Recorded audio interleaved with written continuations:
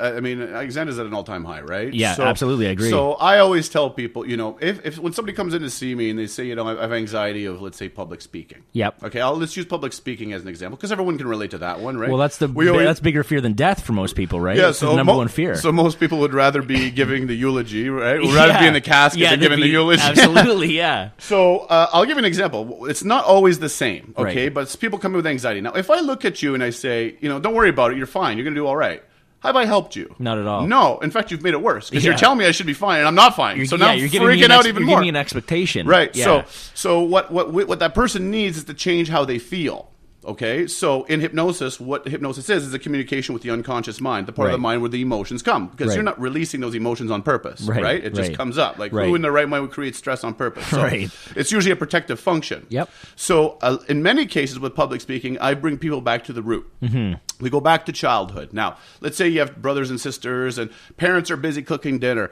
And then you, being a little devil, get into trouble, right? Yeah. Then your parents will go, hey, what are you doing? Yeah. So when the attention's on you, you're in trouble, right? And they repeat that. Every time your parents show, hey, what are you doing? Get out of there. Hey, what are you doing? You're in trouble, right? So you keep getting busted in trouble, so it becomes a habit. Yeah. So now when all the eyes are on you, yeah, there's the same response. Right. Sorry, so that's okay. Someone's calling in. Anyway, all good. The iPads are all connected to my phone. Oh, yeah.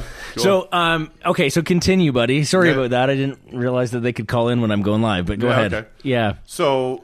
we're talking about anxiety. Yeah. So that's one of the roots, but there's many, right? So you never really know, and most people don't know because it's so buried back into the unconscious, right? So we don't really know. Most people don't really know what their root is, right? Right. So because if they did, well, they wouldn't be coming in, and I probably wouldn't have a job. Right? Yeah. Sure. So they don't really know, and that's what we're doing. We're going to go in and uncover it, right? We're going to find the feeling and find where the root of that feeling is. Right. Once that's done, we work through it and release it and change it. So when you're conditioned as a kid and your parents are saying, hey, what are you doing or whatever, and getting mad at you, so that's conditioning you. Yeah. Okay. And then that's... without realizing it. Right, without even realizing it. Yeah. So like for a minute, every time the attention's on me, it means I'm in trouble. Right. I'm in trouble, right? And you keep doing that, which happens a lot. And the parents are just trying to, stop you from drinking poison under the sink or whatever. Right, but they don't realize what they're doing. Yeah. But they're like, bang, right? And that's kind of why this kind of therapy or these type of techniques, I think, should be taught in schools, right? Everybody should learn how to do this to help their children, to help their siblings, things like that. So, yeah. No kidding, man. Well, that's phenomenal that you can. How many sessions usually? It's pretty quick. Usually anywhere between 2 to 6 is the average for most. 2 to 6. 2 to 6 for me. Yeah. And then, would you say that the anxiety just disappears forever, or do they? Really. Unless they have another protracted event. So what I mean by a protracted event is that we've all heard of somebody driving their car and everything's fine, right? And everything's good, and then they get in an accident and boom, they don't want to drive anymore. They're afraid, right? So I always tell people, how quick did that change? How long did it take for that change to take place? Seconds, right? Absolutely. Well, what makes you think you can't go from freaking out back to relaxed again? Sure. You can. Sure. So, but if something like that will happen, we'll create anxiety again. Right. But in those cases, in most of them, so long as we work together, we get to the root, it doesn't come back. Not for what you're coming in for. Right. Yeah, fair enough. So, I mean, there could be other things that happen. Like if you remove anxiety from someone and there is a death in the family, they can still obviously go through depression or something like that and have to see you for a totally different... Yep. Yeah. Yeah, absolutely. Yeah, so... Is depression a little bit harder to deal with than anxiety or a bit about the same? I hate the word depression myself. Okay. You know what I mean? I don't like it either, but... I know so many of my clients have come in and I'm like, oh, yeah, you're depressed? Who told you? Doctor. How long did you see him? I walked in a walk-in clinic. Yeah. You talked to you for 5 minutes? Yeah. You sure you weren't just sad? But I'm not downplaying true depression. I get that, right? So, but we're allowed to have emotions as well, is kind of what you're saying. Yeah, it's not like every emotion. If you're feeling something... Here, take a pill, right? You're allowed to... Yeah, exactly. That don't work, take another pill. Here, want to take another pill. Here, snort a pill. Come on, man. I've helped a lot of people with the depression, but remember, depression is a medical term, right? So I don't take it on like a medical doctor. I will usually let them, first of all, if they've been clinically depressed and, it's been diagnosed, I will usually send a release note to their doctors. And second of all, I'll say, I'm not going to treat your depression, just like I don't treat anxiety. I'm not treating anything. I'm helping people help themselves, right? So, but I can tell them that, a lot of people that have come in to see me, are no longer sad from the depression. Right. Right? And they no longer... No, can I stop taking my medication? I can't tell you that, but many people find on their own accord they no longer have to. I see.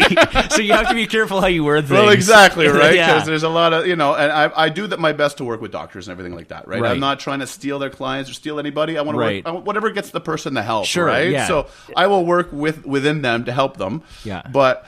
there are some other professions in the helping field that really don't like what we do because we do it very quick. Right. We don't. I don't want to see you for years. I don't need to. Right. Absolutely. Yeah. Yeah. And I mean, whereas if you're going to see a psychiatrist, sometimes that can take 20 years. I mean, look at how you said it. I didn't. Yeah. Right. Fair enough. Yeah. Right. Or even finding the right psychiatrist, right? And the right medication they put you on. It's a whole fucking mind game. Yeah. Right. Right.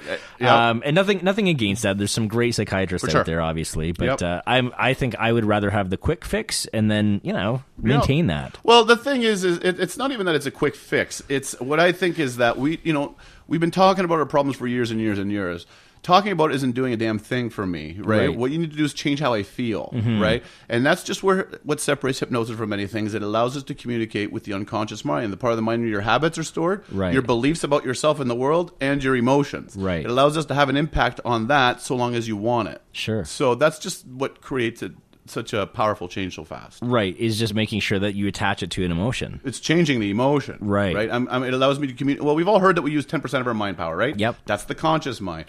Hypnotists communicate to the unconscious mind, the computer. Right. 90% of your other mind there, where all your habits, beliefs, and emotions are. Right. We have an impact on that. So that's how I can get somebody up on stage who's really shy to stand up without criticism and sing an opera. That's awesome. Or eat an apple or an onion thinking it's an apple. Right. You get the idea. Yeah. Right? Yeah. No, I've seen it happen. I obviously, and I went on tour with Tony, and I've seen it's real. People say, oh, I don't know if I believe it. I've seen it happen. You've done it. I've seen you do it. I've seen multiple people do it. Yep. And these people are different than when you would meet them. Yeah. For sure. Absolutely. Right. So, I've seen enough of it to believe that it works. Yeah. Well, I mean, people. That's always the number one question people ask me. Does it really work? You get the And I'm like, no. I've just been ripping people off the last 10 years. I've been doing therapy for 10 years and stuff. I must be doing something, or I'd be out of business by now, right? Absolutely. I mean, the results speak for themselves. So, but I do understand that people will dismiss what they don't understand. Yeah. People fear what they don't understand. So instead of looking into it and maybe doing a little bit of homework, they're just like, oh, that's garbage, whatever. I don't want to know about that. Make the judgment, right? It's easier to make a judgment. And I always say my job when I'm doing my comedy shows, my job is not to prove to you hypnosis works. My job is to entertain you, right? And when you come into my office, my job is to give you the result you're looking for. At the end of the day, who the fuck cares what I did? As long as you're not smoking anymore, problem solved, right? Sure, that's all we really, it's really, So, people can be quite amazed to realize that we go into hypnosis 7 times a day on a daily basis. We're in and out of it all day long, right? Yeah. Coming to see a hypnotist, the only thing that's new is you're doing it on purpose. Right. That's it. Right. You've actually been in the state plenty of times. Yeah. So, and it's funny, people are like, oh, my mind is too strong to be hypnotized. I hear this one all the time. I'm like, oh, that's kind of funny, right? Because the only people who can't be hypnotized are people below normal intelligence. So really? Anybody of normal intelligence or higher can be hypnotized. It's actually the smarter you are, the better you do. So what are you trying to tell me, bud? And he's like, oh, okay, well, maybe I can. He changed his tune real quick, right? Well, you've probably also, you've come up across how many objections over these 10 years that you can just quickly... Oh, I got them all, right? Yeah, you can put people in their place pretty quick, I bet, on anything. Yeah, for sure, because, like I said, I was one of those people, right? I was skeptical, and I know it pretty inside out, so I know I've had to deal with every misconception that anybody can come up with, because during hypnotherapy, when I do one-on-one, one of the most important things for me to do is alleviate those misconceptions, because the only thing that will stop hypnosis from working is fear or resistance. Right. Now, I don't think somebody's going to resist because they've called me to pay me money to come do it, but the resistance will come from fear. Right. They're like, what if I don't wake up? Or what if he finds out my deep, dark secrets? Or things like that, So I have to be ready to explain and neutralize all those misconceptions that people. Right. So and that must be tough. I mean, if people are coming to see you for the number one thing, which is anxiety, there's a lot of what if thinking going on in that mind that you have to kind of settle down. Probably. Well, people have anxiety about coming in to work on anxiety. Right? Yeah, exactly. So I'm used to it, right? Yeah. So there are different ways and different approaches, but whatever I'm doing is working, right? I've been able to. I think I understand what they're going through. I used to have anxiety as well. Yeah. Yeah. And me as well. It comes to a point where a lot of referrals have gone. There's a lot of testimonials on my site that give people ease. And, it takes as long as it takes, right? So some people, 5-10 minute pre-talk, we're ready to go. Others a lot longer, but it takes as long as it takes until that person's ready.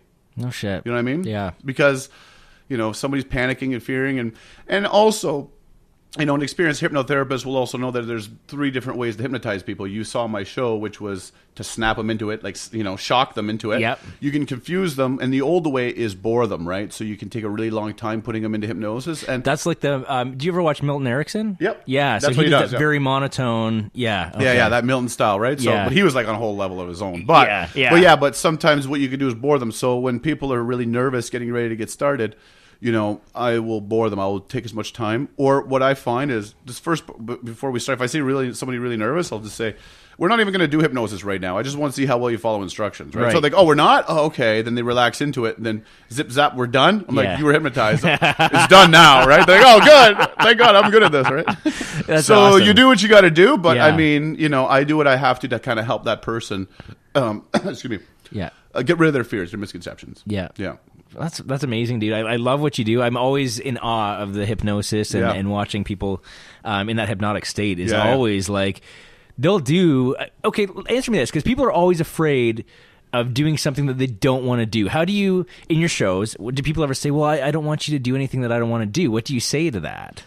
Well, again, I don't... Okay, so if there's anything against your core beliefs, right? Or against your religion, or things like that, you're not going to do it. But you have to understand that when somebody's in hypnosis, your inhibitions have dropped. Right. Do you understand? It's kind of... So, I don't like to relate it to having a couple drinks and doing something stupid we don't care. Right. But you know what I mean? Everyone can get the idea of what that's like, right? So when your inhibitions have dropped, your filters have dropped, you don't really care what other people are thinking or saying, right? That's gone, right? Yeah. So you're just your true self. So you're not worried about what might or may not happen. But if there's anything that you think would embarrass you or that you would be against doing, there's a high probability you wouldn't do it. Right? So people that, like when I do that apple onion thing, people say, well, you should be careful. What if people are allergic?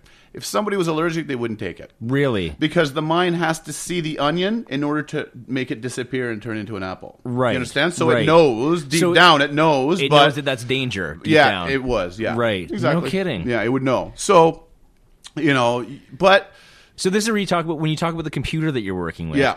The computer knows, even though you don't really, in your conscious mind, you don't see that as an onion. Yeah. Your computer's like, this is a fucking onion. Yep. And it's going to kill me, so I'm not going to eat it. Exactly. If they had an allergy to it. Because that belief in their system would be there. They would have a deep-seated belief, a true belief that onions are bad for me. Right. Peanuts are no good. So if I give somebody a handful of peanuts and tell them something else, they would know. They wouldn't do it. No kidding. Yeah. That's interesting. Yeah. But, on the side note, it is acceptable selective thinking, right? So you can deliver suggestions in a certain way that can be a little bit more persuasive to have people do a little bit more than they may want to if you really, truly want to. But I don't need to go that far, right? That's where you're getting a little bit X-rated stuff. And that stuff. I don't need that, right? Okay. I mean, most people are pretty... I said, I want to do it to create an interest in not only hypnosis, but... the power of hypnotherapy, which is a lot of people need, I think. Right. Yeah. Dude, that's amazing. I didn't realize that that's kind of what your end goal was with that. Like, I thought, okay, well, he's doing a hypno show, but... And you do... Actually, I guess you did kind of let people know, like, I can do this, and if you want to come see me in the show. But it was still super entertaining, which was great, because obviously... You don't want it to come off as a business plug at the end of the day, right? You want to make sure that it's... Well, I think I'm kind of selling it without selling it. Yes, I'm it's a soft showing sell you. for sure. Yeah, I'm showing you, and I give the people, like, I let their minds kind of imagine it, right? So I do a skit. I don't think you saw it in my show where I'll give somebody a chocolate bar, and I say, the moment you take a bite of that chocolate bar, so I'll put them in trance. I'll say, in a moment, I'll count from 1 to 3. You want this chocolate bar. Yeah. You have to have the chocolate bar.